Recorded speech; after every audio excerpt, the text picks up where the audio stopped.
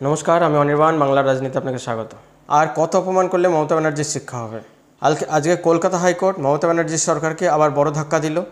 2016 এসএসসির যে প্যানেল ছিল, সমস্ত প্যানেল বাতিল করে দেওয়া হলো। প্রাক্তন বিচারপতি বিজেপির নেতা, তমলুকে বিজেপির লোকসভার ক্যান্ডিডেট যখন বিচারপতি ছিলেন তিনি তখন এই কেসে রায় দিয়েছিলেন যে এই প্যানেল খারিজ করা হোক। কিন্তু তাই নিয়ে তৃণমূল সরকার, মমতা সরকার প্রাক্তন বিচারপতিকে সবসময় বলতেন যে আপনার ঝুঁকাও সবসময় বিজেপির দিকে, তাই আপনি এই ধরনের রায় দিচ্ছেন। তো লাগাতার অভিজিৎ গাঙ্গুলিকে দোষারোপ করে গেছেন এই সরকার।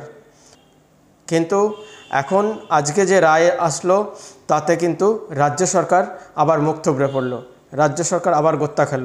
আজকের রায়ে বলা হয়েছে 2016 এসএসসি প্যানেল সম্পূর্ণভাবে খারিজ করতে হবে। অর্থাৎ 25,753 জন যারা বেআইনিভাবে চাকরি পেয়েছিল, বিভিন্ন অসৎ উপায়ে চাকরি পেয়েছিল, বিভিন্ন অসৎ উপায়ে অর্থাৎ 17 রকম অসৎ উপায়ে চাকরি পেয়েছিল, যাদের নিয়োগ হয়েছিল তাদেরকে ইমিডিয়েট বরখাস্ত করতে হবে এবং পুরনো ওএমআর শিট এবং ভাইবার পেপার আবার রিভ্যালুয়েশন হবে এবং নতুন করে প্যানেল তৈরি হবে। আজকের রায় আর অভিজিৎ বাবুর রায়ে একটু ফারাক আছে। আজকের রায়ে বলা হয়েছে 2016 এসএসসি প্যানেল সম্পূর্ণভাবে বরখাস্ত করতে হবে। তো অভিজিৎ বাবু বলেছিলেন প্যানেল বরখাস্ত করতে হবে, কিন্তু হিউম্যানিটেরিয়ান গ্রাউন্ডে যদি ভেবে দেখা যায় যে যারা এখন চাকরি করছেন তাদের জন্য যদি কোনো ব্যবস্থা করা যায় সেটা করতে হবে এবং নতুনদেরও নিয়োগ দিতে হবে। অভিজিৎ বাবুর রায়ে একটু হিউম্যানিটেরিয়ান গ্রাউন্ড ছিল, কিন্তু এখানে কোনো হিউম্যানিটেরিয়ান গ্রাউন্ড নেই। একদম সম্পূর্ণভাবে বলা হয়েছে যে ওই প্যানেল সম্পূর্ণভাবে খারিজ করা হলো এবং আবার নতুন করে রিভ্যালুয়েশন হবে সমস্ত ওএমআর শিটের এবং ভাইবার পেপারের। রায় আসার পরে অভিজিৎ বাবু বলেছেন এই তৃণমূল সরকারকে বয়কট করা দরকার। যারা আদতে মেরিট লিস্টে ছিলেন তাদেরকে মুখ্যমন্ত্রী বঞ্চিত করেছেন, তারা মুখ্যমন্ত্রীর বঞ্চনার শিকার। সমস্ত রাজ্যবাসীর এটা বোঝা দরকার।